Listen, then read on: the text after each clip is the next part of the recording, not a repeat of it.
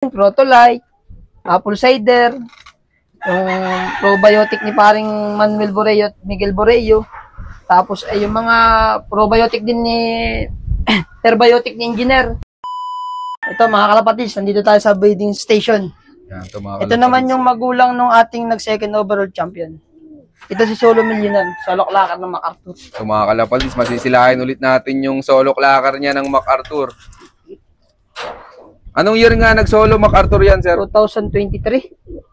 So mga kalapatids. Yung solo clacker natin ng MacArthur. Tapos sir, pwedeng malaman yung mga nai-produce na winner? Solo KO ng Norte. Parehas Norte pinroduce niya. KO winner si Junior Solo Millionaire. Second overall champion. Then ngayon yung latest second overall champion uli. Partaker ng Survivor. Ano nga ulit baseline na to, sir? Stitch BDB Lolita Arden. Packboy line. Ito pa rin ang kumana ngayon. Tignan nyo mga kalapatid, so sa South nanalo tapos producer ng winner sa Norte.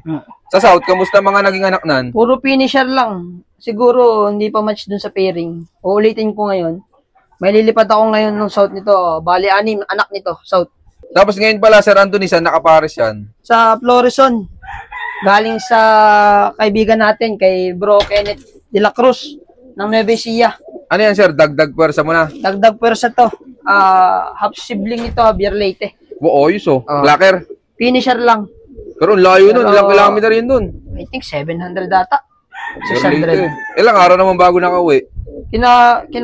Kinabukasan ata yun eh. Hindi ko lang na-follow up yung totaling kwento ng ibon. Pero dahil tropa ko, hindi ko naman para alamin lahat-lahat. May tiwala lang. Oo, tama naman. Ito mga kalapad. So, bagong susubukan ni Sir Anthony. Half sibling din ata ito nung kanyang si Super YB. 2 months old training, tumapos yung ibon ng South. Finisher, tapos hindi na kontento. Pinihit naman ng Batanes. Wasak yun, kahit may tama, kinarga ng Batanes. Umuwi pa rin kahit cut off. Ibig sabihin, matibay huming. Kaya sa Norte ako nakakuha ng breeder. Ayos ito mga kalapatid. So, tapos ilalaro yung mga anak nito sa Norte din, sir, ano? Sa South, 5. Sa Norte, 4. Ginawa mo siyang breeder ng North and South? Breeder. Para malaman natin si Solo kasi hindi ko inuulit ang pairing. Kagaya ngayon, bumutas. Susubukan ko ulit. Baka magkiklik ulit ng panibago kasi nangyari kay Solo, binul system ko siya. Nakasalang to sa nanay niya. Pinasa ko sa kabila, pinababarakuhan ko lang yung isa, then pinayaya ko yung itlog. Yung nanalo natin ngayon, yung first clutch lang yun. Ayos, abangan natin mga kalapatids yung mga susunod na ilalaro ni Sir Anthony. Tapos Sir Anthony, ano palang mga bagong bloodline yung dinagdag mo dito sa mga ibon mo? Kagaya nito, Florison. Meron tayong Stitch na galing kay Paring Ramer. Kay Paring Kenneth de la Cruz uli. Ome Sarmiento line. Then, Tutubi na Peter C. Half sibling din niya yung Javier Leyte. The rest naman, ito naman, Saldi Garcia.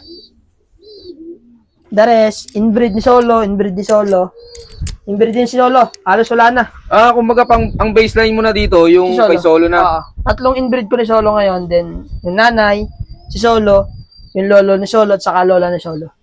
Halos yun na lang iikot sa loop ko. Mga pera kung may papatesting na tropa, yun. Iba-iba na yung usapan pag mga ganong bloodline. Good luck kay... Nakalista naman lahat ang mga record. Yan, good luck kay Sir Anthony. Tapos ikaw pala, Sir Anthony, kapag magdadagdag ka ng bagong bloodline sa loop mo, anong pinagbabasihan mo sa kukunin mong breeder? Pinagbabasihan ko kasi kagaya ng kinukunan, syempre, yung tiwala mo dun sa kinukunan.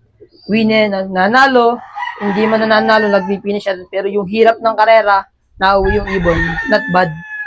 Kaya doon ako nakakuha sa malalayo kagaya ng Nueva Ecija. Shout out sa'yo, bro EJ. Bustamante ng Bicol. Dahil siya, nakalala natin yung tropa ng Team Loyal, si Bro Gary. Taga Cavite. Yan, shout out sa inyo. Tapos ikaw pala, Sir Anthony, kapag sa breeding ng South, anong month ka? Sa South, nag-May, June. Kailangan May, June tapos na yung breeding ko. Pero ngayon, may bata akong pahabol. Kabubiwing kong alahan itong nakaraan, 2 ibon. Laban, kasi history nila kahit bata, lumalaban ng gundi. Ay pagdating naman sir sa mga supplements mo sa breeder, ano mga gamit mo? Sa breeder kasi naman, wala naman halos akong mga supplement. Ito lang inaano ko. Sa breeding? Sa breeding, Protolite, apple cider, yung probiotic ni paring Manuel Borrello at Miguel Borrello. Tapos ay yung mga probiotic din ni herbiotic ni Engineer Tolome. Yan lang, mga Picotrain, Pic Mineral. Halos yun lang naman, hindi naman ako nagiging maselan sa ibon. Yung iba ay nagtatapo ng itlog pers egg. Ako hindi, basta ginayak ko ibon ko, ayos na yan. Kaya ginayak para kondisyon. Tama nga hindi naman. para itapon. Ay hanggang ilang clutch ka sa mga breeder mo? Kagaya nito, pang-5 clutch to. Yun yung Ang dami. pang-4. Si Solo yun. Pang-4 yun. Kasi gusto kong subukan sa iba't ibang hen, si Solo. Para malaman kung sino kung nagpo-produce talaga ng dire-diretso. 2 season, 2 north, magkaibang nanay, nag-produce naman. Ngayon, sa pula naman tayo testing. Talagang sinasala mo, no? Kasi iba ng competition yun. Hindi natin alam kung sino nating matitibay na makakalaban. Ibon lang naman, pero syempre, kailangan natin tutukan ng maayos. Tama nga naman. Eh pagdating naman sir sa patuka mo, may sarili ka bang mix ng patuka mo kapag sa breeder mo? Sa breeder, wala. Kalapatid mix lang din ang gamit ko, breeder mix. Then, add lang ako ng pellet. Nagamit ka din pellet, sir. Anong pellet gamit mo, Sir Anthony? Yung bago ngayon, yung parang Integra 3 din. Pero iba siya, oh. Medyo pino siya, Mas pino. Yan lang. Pag may inakay lang naman. Pero pag nakasalang pat, wala pang inakay. Purong breeder mix ako ng kalapatid mix. Eh pag sa inakay naman, sir, may mga sinusubo ka Wala pa na. kanila? Hindi ako para subo ng binabayaan ko ang ibon kung malakas. Hindi ako para gumastos ng gumastos. Nanalo naman kahit pa paano eh. Ba't kailangan pa natin baguhin? Sa bagay, Pero sa pagwawalay nung inakay, ilang buwan mo bago iwalay? Pag nakita kong umuutay na nakakain na, binababa ko na, babakunahan ko muna bago binababa sa halo. Hindi ako para mag-baby, matibay. Kasi ang labanan natin ngayon sa South, kailangan matibay ibon mo. Kahit sa North, kailangan matibay sa mga panahon. Kapag nagtamaan ng sakit ng ibon mo, hindi makarecover, wala, talo ka na. Kaya kailangan selected din. Tapos ikaw pala, Sir Anthony, bago isabak sa breeding yung mga breeder mo, ilang buwan ka naghahanda ng mga breeder? Almost 1 month o humigit pa. Depende sa observation mo sa breeder kung kondisyon na. Hindi kasi ako pala salang na, basta, bahala na yan. Magbibigay naman yun ng kung mananalo. Wala din, kailangan fully condition ni ibon para goods ang ilabas. Sa pagpili naman ng pagpaparisan mo, Sir Anthony, paano ka pumili? Wala Sa body, sa mata, may tinitingnan ka ba sa ganun? Wala akong tinitingnan sa ganun eh. Kasi turo sa akin ni Boss Tommy De Vera at saka ni Boy Mondihar ng Kalamba. Huwag kang tumingin sa ganun kasi pag titingin, magugulo ka lang eh. Kasi mali mo yung pala doon bibigay ng basta yung history, yung bloodline, lagi nandun yung winning. Doon ka lang babase. Bloodline talaga. Kahit medyo mahal ang mga puhunan, nagbibigay naman ayos naman. Yun, maraming salamat, Sir Anthony. Pero ibang mga breeder mo dyan, alin dyan yung mga subok mo na dyan? Si Solo, saka yung nanay ni Solo, at saka si Bullet. Yung the rest namang inbreed ni Solo, hindi ko pa nasusubukan, ngayon pa lang.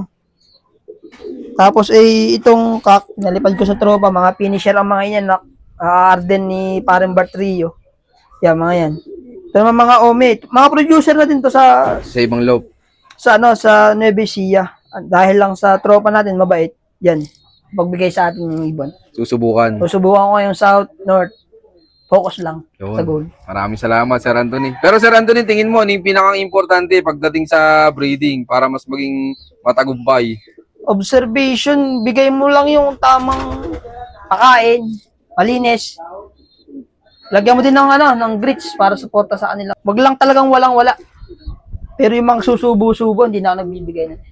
Tapos Sir Anthony, ikaw, ano mabibigay mong payo sa mga viewers natin dyan na kukuha nung gagawin nilang materialis pagdating sa karera? Siyempre, kukuha kayo dun sa mapagkakatiwalaan. Hindi yung basta-basta kwento lang. Nanalo sa kabila, tapos sa iyo, hindi mo napagawa. Mahirap din yung ganun. Maganda yung napakilos mo. Then sana, maging tapat ka din sa mismong kukunan mo. Hindi yung nag-aalam-alaman ka din. Mahirap din yung ganun. Mas maganda yung tahimik lang tayo ngayon kasi hindi natin alam kung sinong naninira sa atin eh. tahimik na lang tayo ngayon.